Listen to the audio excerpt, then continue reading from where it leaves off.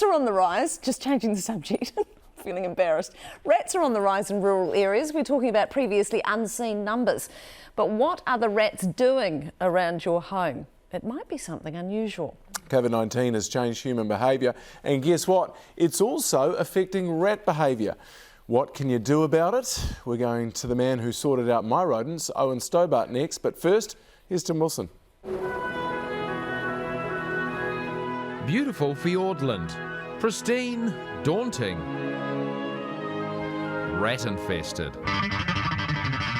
With previously unseen numbers of rodents filling our native bush and threatening native birds. Rat behaviour is also altering in our cities. As COVID changes what we do, shuttering restaurants and cutting off food supplies. Rat catcher Owen Stobart is noticing that urban rats are adapting. And when the rats change their plan of attack, you have to strike back. And Owen Stobart's here now. Thanks again, Owen. The rodents have not returned to my place. I'm sure you'll be very happy to hear. Great job on that. Now tell us how COVID is changing rat behaviour.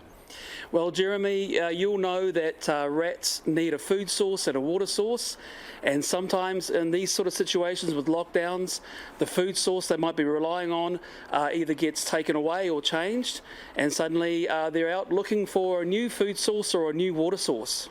So what can we do about it? Well, I think common sense, if you have a food source in your backyard, such as a citrus tree or, for example, a macadamia nut tree, make sure that when the citrus or the nuts hit the ground, you pick them up and throw them in the bin so you don't bring them around, because the first thing a rat's going to do when it comes around and finds some nice macadamia nuts is go, wow, look at that house, that looks nice and warm, I might just move in, because right outside's a nice source of food.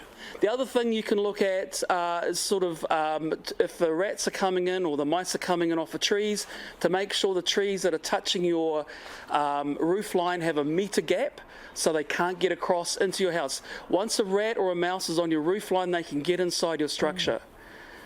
Okay, and the third thing I wanted to mention was the ratty rule of thumb. That's the rule of thumb. If you can put your thumb in a gap, then a rat, any size rat, the size of a cat, can get in that gap. Ooh. Owen, is it good to confront these giant beasts? So generally these giant beasts are normally more scared of you than you are of them, and they don't really want to confront you, but sometimes they'll take you on. If you put them in a corner, I wouldn't recommend that. Okay. Owen, one more question. What was the problem at Jeremy's place? Well, Jeremy had a little issue with mice that were under his house, and we sorted that out. And my understanding, that was quite a few years ago, and he hasn't had the problem since. What was the food source? Hey, look, excuse me, there's patient confidentiality here. Yes, that's right.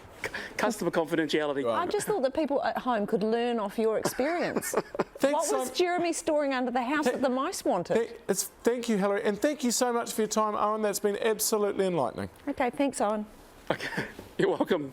Okay, cheers. No, seriously, come on, tell everybody. What was it? Were you throwing food scraps under there or something? Not throwing food scraps, thank you very much. You can't compost under the house. I'm not composting under the house. It was a very warm part, a northeasterly aspect in this certain part of our house, and the mice really loved it in there. Well, what about Pussy? What was Pussy doing? That's why you have a cat. Pussy's not interested in mice. Really? Pussy's too well fed. No. Yeah, rest in peace. Pussy's no longer with us. Sorry, I didn't mean to bring up Pussy. She's alive in our hearts. Pussy.